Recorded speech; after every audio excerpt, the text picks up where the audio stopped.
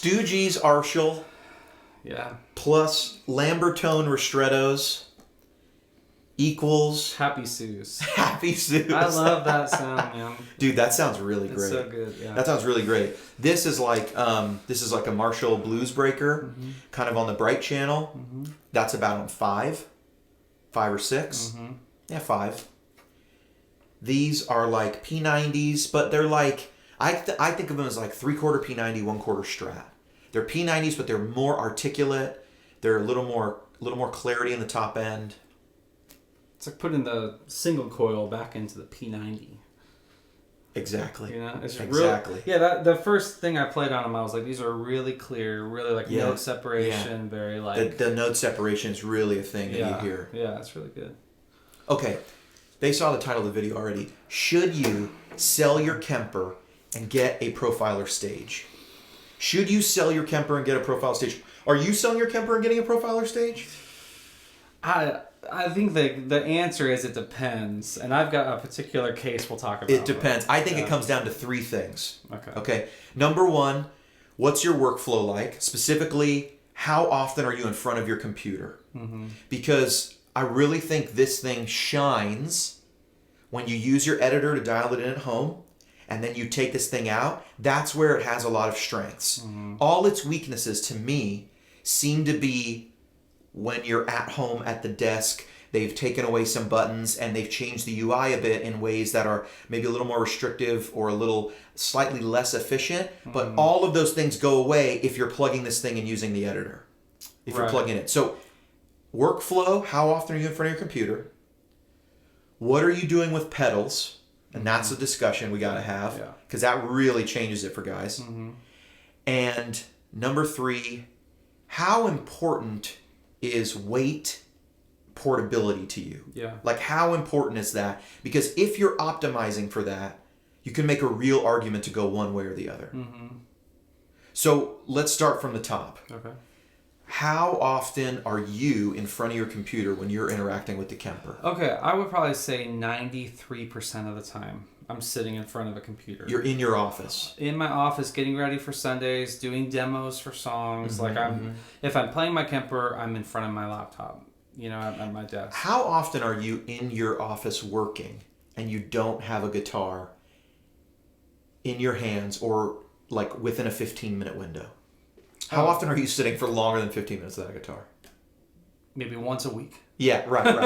Every time I come by, you're recording something, you're charting, you are just playing the guitar all day long. Yeah, and the Kemper has been such a huge part of that because I always have tones right there. Right, and you can easily get to them. Yeah. People ask all the time, how do you play like the Sooze? The answer is don't stop playing the Play guitar all day long. ever. Yeah. Just don't stop. It's a thing. Don't stop. I love it, man.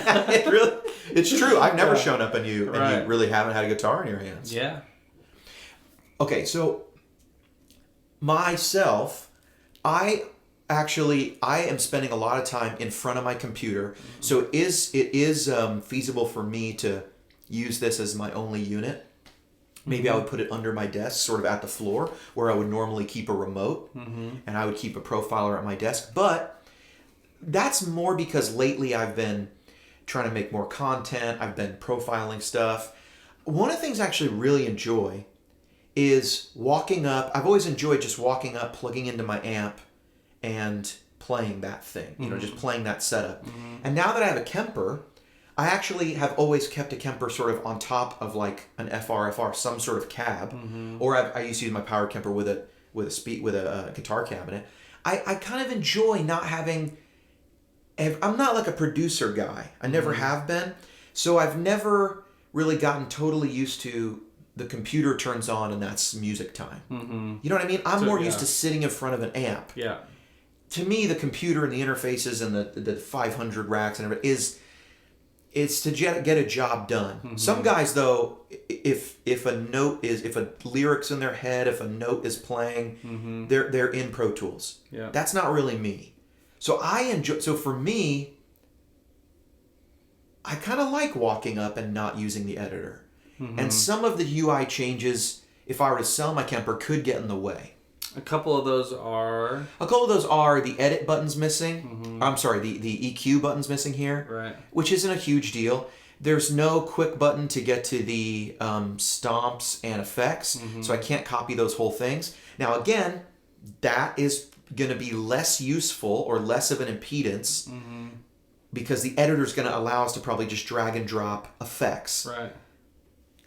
Other things, copies a little different.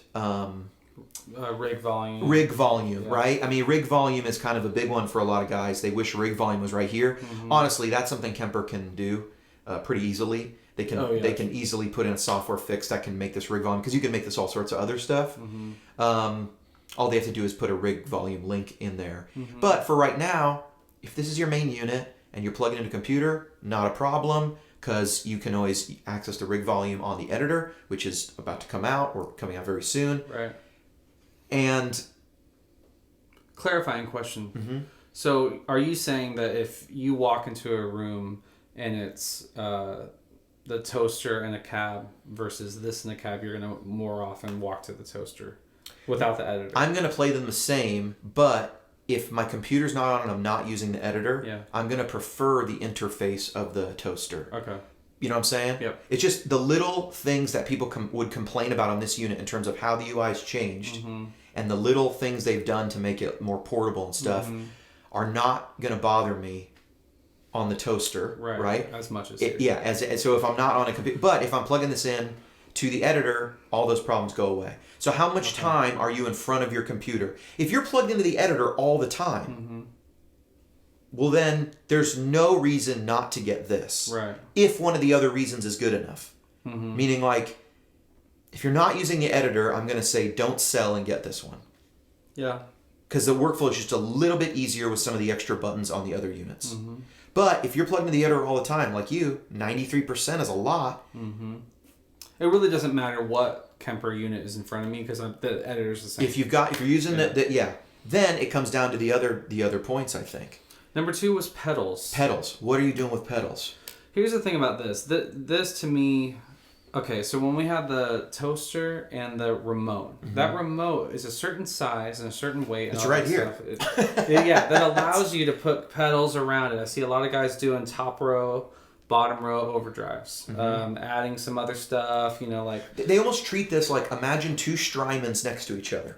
Imagine a big sky and a timeline, and this thing takes the place of all those effects, plus you get some mods and stuff. And then they usually do compressors drives up front. That's the most common thing we see. Right. So this size and weight and all that stuff, as small as they are, to me it edges out wanting to use standalone pedals, and now this is more like... I would look at like a Helix, like full-size unit. Like, I would not go get 3 of my favorite overdrives. I think definitely in general, like this is slightly smaller than the Helix. It's about the same size as the Helix if you add an expression pedal. Right. The Helix is just slightly larger, about the width of the expression pedal. And just to give people an idea, I'll switch to the upper shot here. Look at that size comparison. So the remote is still pretty hefty. This is not the hugest unit in the world. It's a little more feasible because of the width and because of the shortened height compared to the Helix. You could put this on a pedal board and get some drives. It's not... You're still going to need a Pedal Train 3. You're still going to need a pretty boss big board to do it. But in terms of drives, you could go either way with this. This is the thing.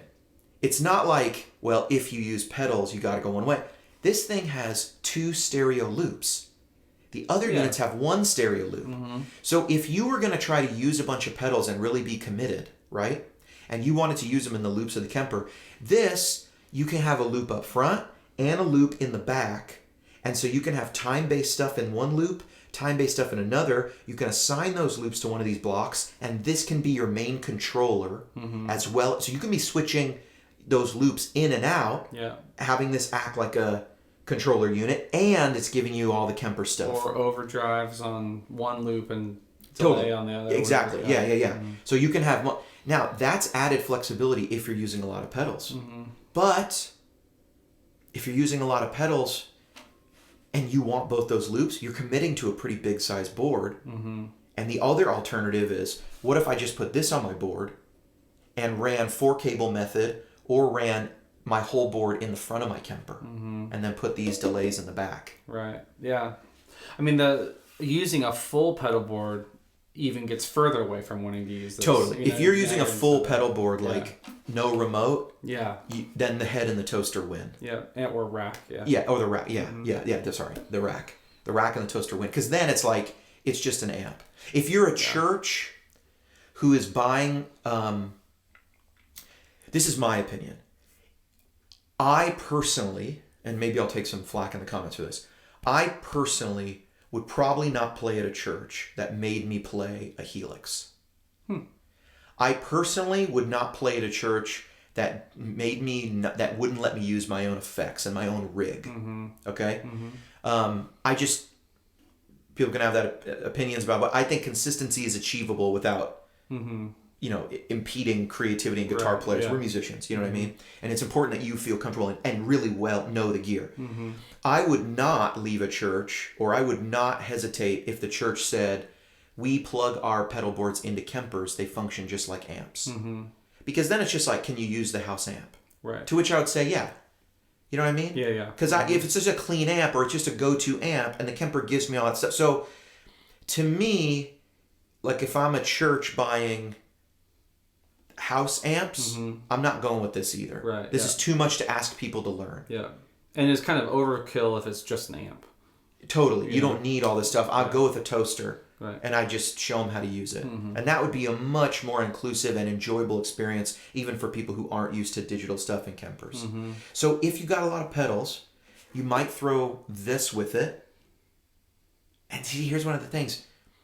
You could easily be all Kemper all the time with a remote and a rack or toaster, and then you could easily just work in one or two drives and then take them away and then put them in. And this thing seems a little more modular and a little more malleable. Yeah, it's a little bit like the Stomp and the full-size Helix. Like one's meant to be integrated into pedals. One is kind of meant to be like, just use this as your unit. And that totally work a little bit there with the Kemper stuff. Totally. I always scratch my head when I hear people like, I want to go to the HX Stomp as my all-in-one unit because right now I'm carrying a Helix and I want to lighten my load. I'm thinking, wait a minute. You've already done that. It's the size of a lunch tray. I mean, it's all we can. It's already so portable. It comes in a backpack. How could you want to? That's a good point. Maybe one is designed. This is I've used this and a head as my total rig for 2 years now. Yeah. And it's great, but this does integrate to be part of a setup a lot better, I think, than this one does. This is the main part, and it lets you add units to it. Yeah. You know what I mean? But this isn't part of a setup. This is a setup, and you're adding flavor onto it. And it is very portable. It's very portable. It's very portable. How important is portability to you? Look, I had some guys who, and one of the reasons I think the Helix is so popular and has exploded with popularity in churches is there's so many people in the situation where they really need the most plug and play thing. And the Helix and the Axe and now this really offer you the most plug and play experience. It's literally put this on the ground, power cord, XLR out to the front of house, guitar cable. You're done. Start playing. It's 3 cables. Yeah. I mean, you can set up as fast as any bass player now. Oh, yeah, sure. You know what I mean? Like, it's no longer all the gear. Even with the head and the remote, I'm setting up my head. I'm doing the XLR. I'm doing the power. Then I'm running my little... Cat 5. Yeah, my Cat 5, and I'm doing that thing. Or and then I'm plugging in some expression pedals. I could put it on a board, but then it's one more thing to carry. Is that more or less portable? Right. I don't know. This is super. You could put this in a backpack. I really wish someone would come out with. They have to do this now. Where is mono with the dual case? That's one guitar, one digital unit. Right. Yeah. Because you know what I mean. A lot of people are faking it with throw some towels around that, put it on the one side of the double bag, which is usable, carry it on. If Mono's watching this, or if anybody's watching this, you gotta make a double case instead of 2 guitars, 1 guitar, and then a large compartment for modeler units about the size of an AX8 Kemper Stage or Helix floor. I mean, so many people would buy that. One bag. One bag. Your whole rig. That's no heavier than a mono double bag. Yeah. And there you go. Now, okay, people are then going to go, oh, what do I do with my backup guitar? I don't know. Well, look, this is something to be said for portability, right? You see how big this unit is right here. I can look at my hands on it. I mean, look at that shot right there. I mean, look at that. I can almost stop you from seeing it. Right. You know what I mean? It's not that big. This is what I carry. Right. Right, every week. Uh-huh. You know, and look, this is my Kemper, my second Kemper that just lives in this bag. Mm-hmm. It never comes out of this bag. It's probably running OS 5.8. I didn't even put it on 6 yet. Okay. It doesn't even have the new verbs on it. It's very utilitarian. You know, I put it at 6. I did. It has the new verb. It doesn't have the new formant and ionosphere. It has the one right before that. Okay. So it has the beta, but that has the new verb. You know what I mean? But it's been running great. I have one Kemper on my desk. That's my Kemper for home. That's my Profiler. And then this lives in the bag. I keep it in the hallway. So I come in here, grab my guitar, and then I grab this. Mm-hmm. It's got my in-ears, this thing, my remote, my Kemper, a capo. Never use that. Mm-hmm. And but this is heavy. This is heavy. Yeah. You know what I'm saying? Carrying around like an amp head. Yeah. It's like carrying an amp head, for sure. And it's not bad, but if I don't want to carry this, I can always just carry that. Yeah, and that's got to be one of the biggest selling point of this is it takes all of that, puts it in a very portable, small, all-in-one solution, The other thing is, and this isn't so much should you sell it, and I'm going to say this, if you're a studio guy, no. If you're a studio guy, if a rack was appealing to you in the beginning, probably you don't need to sell it. Because I feel like studio guys are the only guys that like racks. Mm-hmm. And they look cool. And it goes with other rack gear. Yeah, it goes with other rack gear. But, stuff, but I don't know. I never really quite got the, let's get a rack to just hold the Kemper. Mm-hmm. One rack space. Well, now they have those ones that look like heads. I know. Which is really cool. Which is cool. Like, why not just a toaster? Yeah. I don't know. If you're running 2 of them, probably you're going to get a toaster. Now, if you're running 2 of them, this can be your one for when you want to have single amps. Mm-hmm. And then you just bring a toaster along for when you want to go each amp on each side. Yeah. So, let's run through the scenario.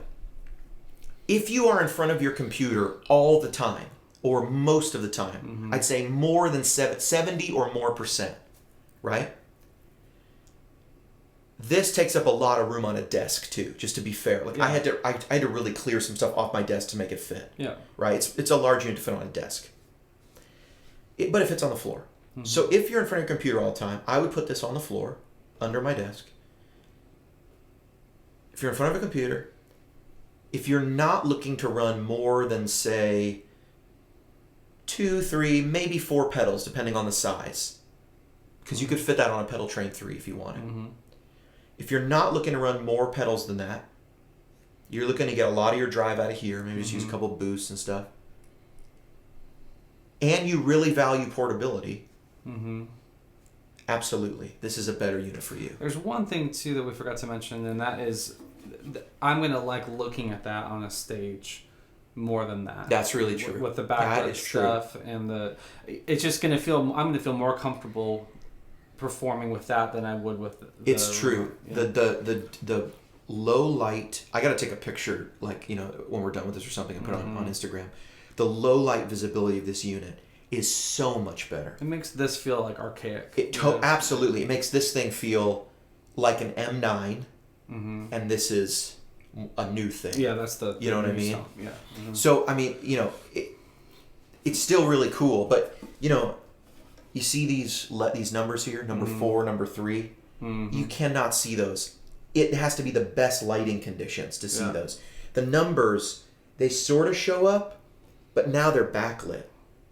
Yeah. You see everything. Yeah. Now. I was just really looking at the lights. If it's dark, I can't see the numbers. But these are right. Bing, right. Totally. So if you are in front of your computer a lot, Mm-hmm. if you're not planning to add a whole bunch of pedals or you don't want to go all pedal board, and you value portability, Mm-hmm. That's the one. and just for the live thing, portability and making changes live. seeing it, yeah. Like if you're standing at so many times I've been standing at the remote, and hearing myself play, and my Kemper's all the way to the back of the stage, and go like, I could use a little bit more mix, or like I wish that morph was, whatever. I rarely am gonna like walk all the way back there, get on down, and like, mess with the editor. But if it's right in front of my feet, like do it. I used to do it with my Strymons all the time. Just reach down and set the mix and hit save. That's an interesting point. I've heard a lot of guys say that they're keeping their Kemper further back or even in an amp room. Like the Rack guys are probably back, back Yeah. of the... I personally am keeping my head right at my feet. Okay. I just sort of have it like where you would put a mic stand if you were using a mic in front of your pedal board. Right. Just sort of right in front. Okay. Occasionally I'll put it on the drum riser right behind me, but it's always very accessible. Close. Yeah. You know what I mean? So for me, I've never had the problem. I just reach down and make the changes. But you're right. This is the Kemper right at your feet. No one can make you put this somewhere else. There's no, it's not, and I get it. Depending on the situation, it might be, we don't want to leave that. There's too much traffic, people walking by to kick it, or it might be an aesthetics thing. They're trying to put things behind you. But, I mean, those are all good reasons to buy this. Sell your Kemper and buy this. And I just want to say this. I don't think anyone's really going to regret it. There's nothing they've changed here that you won't get used to. Yeah, sure. You know what I mean? I mean, I would liken it to, I got a new iPhone, doesn't have a home button. It'll be fine. I got used to it, like immediately. Right. You will get used to, look at that. Can't do that with a, you can, I mean, it's laid out well. You can get to your stuff. But if you at all think you might go back to a full pedal board setup, like if that's even a possibility, don't buy this. It's not. You will, because then you'll try to sell this. You'll get mad at the Kemper for being in this form, and you will wish it was something else. Then you want a head. Then you want a toaster or a rack. But if you're the amp in the room guy, like you just want to walk into a room and plug in and start playing. Yeah. The powered thing's another thing. I mean, if powered's really important, we don't know what Kemper Cone holds yet. That's right, yeah. Powered's only available in those other units. A lot of people have been asking for powered units. I can't see that happening here. I really can't. Yeah.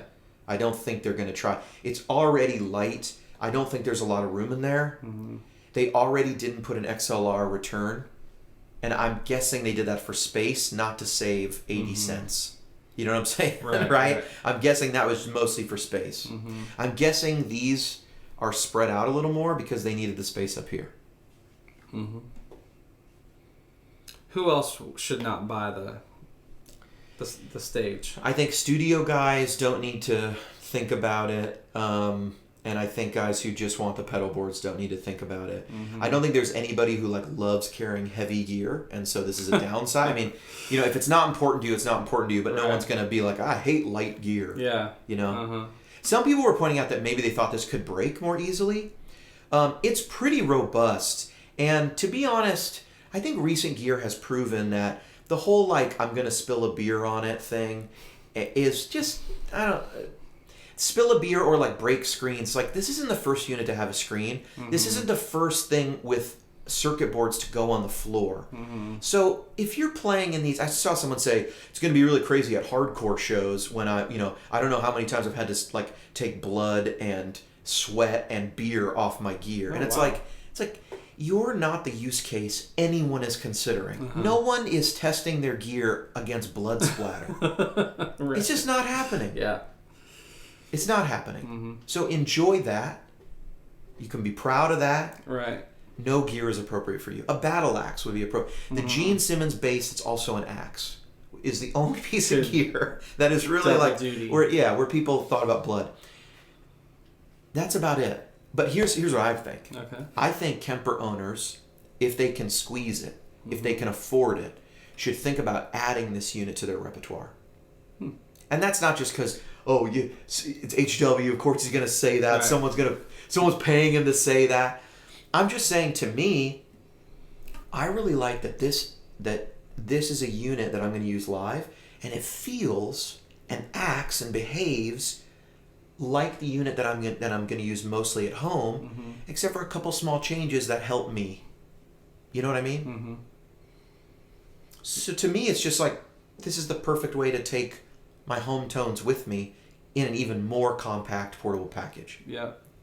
I see a lot of guys talking about controlling their toaster with this as a stereo rig, and that's really, if you already need a remote, to add to your toaster, if you can swing it as a remote, that would also give you a second side. You're getting a ton more value. That's great. And this thing weighs 10.1 pounds. This is 5.5 pounds. Mm-hmm.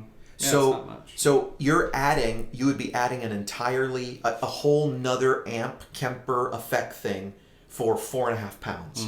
There's no unit in the world that Right.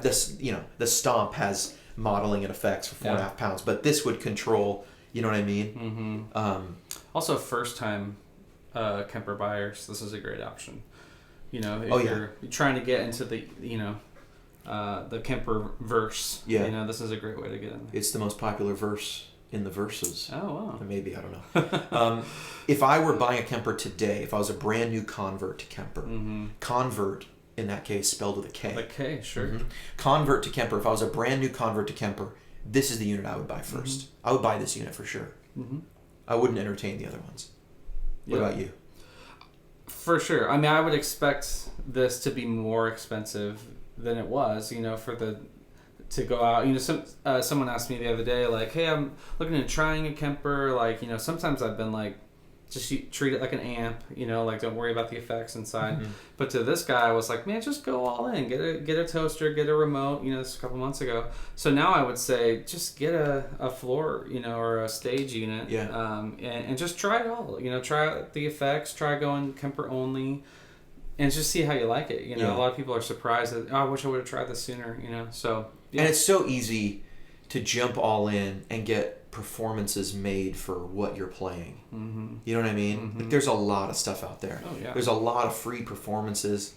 The Tone Junkie free pack is so full of stuff. It's ridiculous. I was looking at what's in the free pack.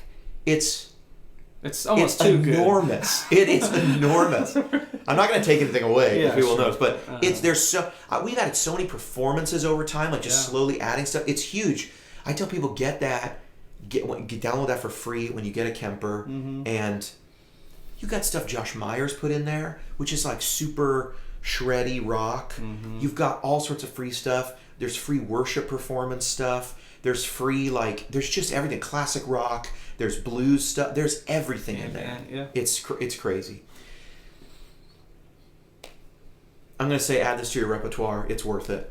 I'm looking forward to using this live. I'm playing live in 2 weeks. I'm playing out. I've been laying low for a while. Yeah, our plan right now at our church, we have so every campus is set up with Kempers as backline. So my plan is we have 2 at ours. I'm just going to turn one into a stage. Last thing, why do you think this was so cheap? And I'm saying so cheap because a profiler head and a remote together. It's basically like buy a Kemper, get a free remote. I mean, it's like same price as a same toaster. Price as a head, yeah. Why do I think it's so cheap? I hear people saying, they're cannibalizing their own sales and stuff. Why are they doing that? What do you think? I just think it's moving forward and staying current with the market and what's out there. It's more money than the Helix.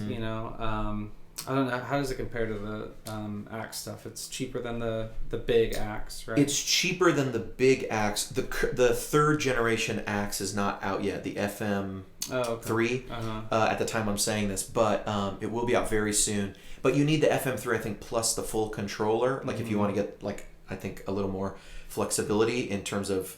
So I'm not quite sure of the price. I think both of those together are slightly more expensive. I could be wrong though, but. It's hitting this ballpark. It's not way up there. The big Axe unit plus the controller is $3,200 or something like that. It's expensive. I mean, it feels to me, I'm not like a business genius, but it feels to me that they kept it low to have people come on in, give this a try. We don't want to price this at $2,400 and lose everybody, I think since they released the Kemper, the market has shifted towards people favoring more this stuff. When they released the Kemper originally, floorboard units were not taken seriously. The only floorboard units out there were like Digitech stuff. 7 years ago. Yeah. I mean, 8 almost now. I mean, so at that time, we weren't seeing people really respect the tones coming out of, sort of multi-effects units or simulators, amp modelers, profilers. It would have been like Boss, series. Yeah, not stuff we really respected. And so it's changed. To me, I just think it's not cannibalizing sales. This is the new flagship unit. This is the new one that they expect everybody to buy. And that's okay because there's a bunch of people who have been demanding this. And I think there's a lot of people who aren't going to turn away from this in favor of the toaster or the rack. Unless you're the studio guy, unless you're that guy. That makes sense. But there's so many players who I think have stayed away from this unit because it's 2 pieces, because it's a little bigger and more expensive. I just think this is the new flagship unit. I think this is the one. This is going to be the best-selling unit they've put out. And it's going to be the #1 seller for sure. You think they'll drop the new price of a toaster or remote? Or just keep those where they are? I don't. I think they're going to keep them where they are. I think I'm guessing, honestly, that the manufacturing costs in making 1 unit compared to 2, and the challenges that distributors face by having to choose, should I buy 1 remote with a Kemper? How many remotes to Kemper should I get? Some people aren't buying remotes. Some people, you know what I mean? And then there was some restriction in the dealer network in that they could only order remotes with Kempers. Now that's changed. Dealers can just order remotes now. Okay. So there's some change happening in the business model as well that seems to be playing out this stuff. But you've got to remember, this is a company that for the last 7-8 years has been trying to keep up with demand. I think a lot of people just think they just haven't wanted to do anything, or why wasn't this out 3 years ago? You know what I mean? How come when the Helix came out, this wasn't out 3 years ago? It's because the Kemper hasn't stopped growing. This is not Yamaha Corporation, right? This is not like Yamaha Corporation buys your company and you, right? There's not, and these things are made in Germany. This isn't Far East manufacturing. You know what I'm saying? Yeah. There's one distribution center here that's owned by them in the United States. This is not like a multinational conglomerate. Right. This is a company who makes awesome music gear. You know what I'm saying? And it's killer. All right, I think we've beat this horse to death. Hopefully people know what to do now. I think they do. Well, I hope this was helpful. My name's HW. Sooze. HW and Sooze out.